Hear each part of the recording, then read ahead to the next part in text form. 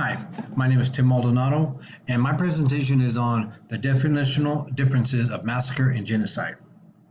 We will also explore the United Nations definition of genocide and how the UN's definition helps and hinders intervention from other states and governments. Second, we will look at two questions. Can a massacre be a genocide? And does a genocide have to be a massacre? After which, we'll look at an example of each. Notice the points given and decide if you agree with the labeling of each event that takes place. First, let's look at the word massacre. The origin and its meaning. The meaning of massacre is to kill indiscriminately, immediate death. Its origin is questionable. However, its first documented use can be traced back to the 16th century Middle French. Massacre, meaning carnage, is in reference to the St. Bartholomew's massacre in the late 1500s, in which Protestants and Catholics ended up killing each other.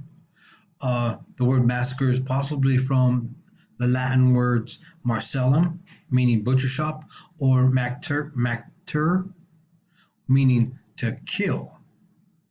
Again, the origin is kind of questionable. However, one of the interesting facts concerning massacre that I discovered was that massacre has no legal definition.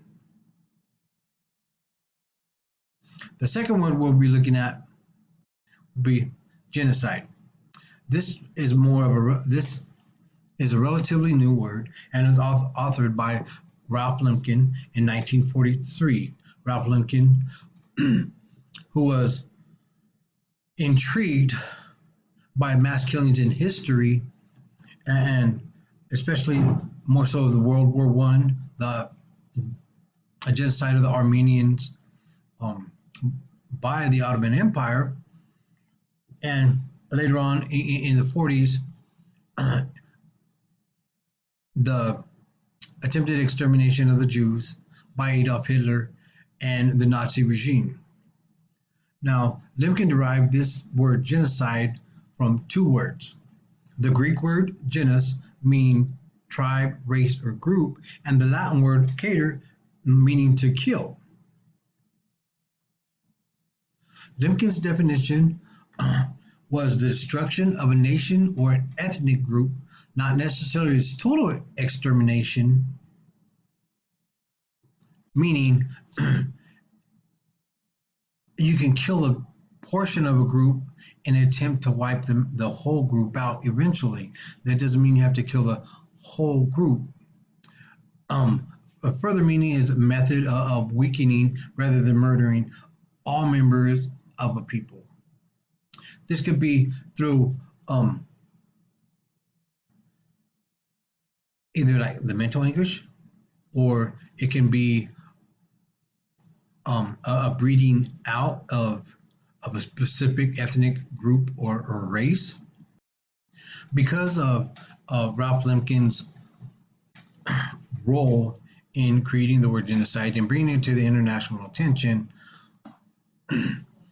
from 1944 to 1948, he spent most of that time convincing representation of the nations that made up the UN that such a treaty had to be drawn up to establish genocide as an international crime. Ralph Lemkin wrote up the first proposal for the Convention of Genocide in 1948, in which, after some debate and compromise, the United Nations came to agreement on the definitional aspects of genocide.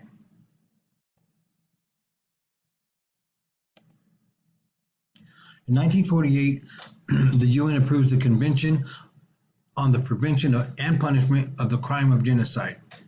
According to Article 2 of the Convention of Genocide, there are two fundamentals of the crime. The mental element, which is the intent. The intent to commit the crime must be shown, which, brings the question, how do you prove intent? The second fundamental of the crime is a description of the tangible acts that constitute the crime. The concept brings together a whole class of violent and humiliating actions against members of a targeted collective. In my research, what I noticed about the United Nations definitional aspect of genocide is that it's more of a hindrance for third-party nations or states or governments to intervene on behalf of those being persecuted by what would seem to be a superior group.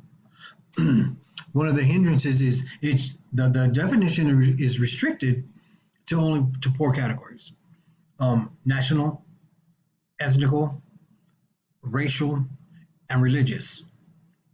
However, the original definition also included political and social groups, which I feel was dropped from the definition, from being included in the definition because of Stalin's insistence that they be removed. For whatever his reasons were, obviously, later in life, it came to that when he came into power, he killed off his political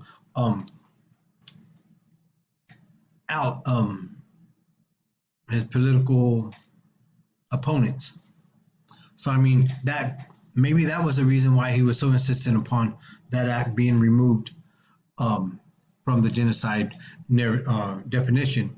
But also the definition is broad, in which it doesn't give a specific number or how a specific time frame in which individuals shall be persecuted. But again, that broadness is only restricted to those four categories. And one of the things that the biggest help that I see the definition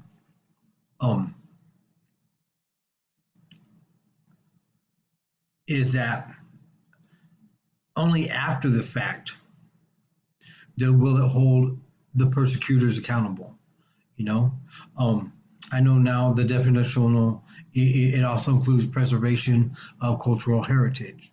So again, I think in my research that I come to the conclusion that the United Nations definitional aspects of genocide are more of a hindrance for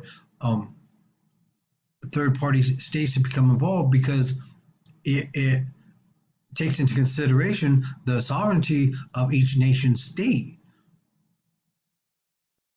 Well, now let's move on to my first question. Can a massacre be a genocide?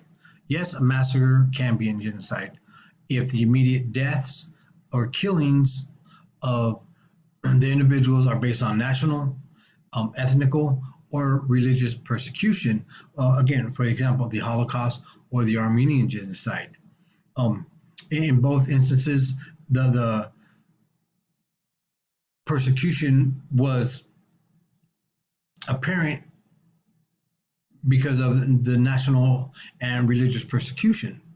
But a massacre doesn't necessarily have to be a genocide, because a massacre can have multiple victims with different causal factors. Case in point, the example that I'll be discussing here briefly is the Yanomami massacre, in which I believe greed was the factor for the killings. The My Lai massacre in Vietnam, even though um, the victims were Vietnamese, I believe that their race or nationality was not a factor in the killings. I believe that it was more of a security or a fear, because it was during a time of war. Now that doesn't mean I condone either either case. Next question is: does genocide have to be a massacre? Massacre? No, a genocide doesn't have to be a massacre. A genocide could be a result of sterilization or breeding out of a specific race or ethnicity. A genocide can also be the result of a starvation, as seen in Stalin's famine terror. Genocide can also be an eradication of religious existence, which was demonstrated by the Serbs in an effort to eradicate the traces of Islam. So, I mean, next we'll look at the Yanomami massacre. The Yanomami massacre occurred in 1993. The Yanomami are an indigenous tribe in Brazil and the Venezuelan border. In the 1970s, the military built a road through the Amazon in which came into first contact with this indigenous tribe. And the contact resulted in two complete villages being wiped out because of introduction to disease. In the 1980s, gold was discovered in the Yanomami territory, so 40,000 Brazilian gold miners invaded the rainforest. And during this gold rush, Yanomamis were shot. Many died from disease. However, in 1992, the gold miners were removed, and the demarcation of Yanomami Park took place. Gold miners returned, and in an altercation between gold miners and the Yanomami tribes, 16 individuals killed. Again, I do not believe this was a result of nothing other than greed. The second example I want to give you is the Holocaust, the concentration camps and mass murders, which are a result from Hitler and the Nazi regime. The camps detention were initially for enemies of the state, and it grew to include those they deemed unfit for German society. In 1939, Hitler threatened European Jews with annihilation. Again, this example here, what was based on hatred for a nationality, a specific group of individuals, religious individuals, with the intent to exterminate them. My analysis of this is the planning and programming theory, in which massacres are often planned throughout history. Both massacre and genocide, many are planned throughout history, especially the genocide, and it is based on the superior group complex. The mental programming of massacre and genocide, I believe, coincide with that superior complex. However, I believe that in the massacre instances, there is not as severe as those that partake in genocide. For instance, Hitler mentally programmed the German people to believing that the Jewish people were the cause of them losing World War One, and was the cause of the many fallacies and bad things going on in German society. And this concludes my presentation.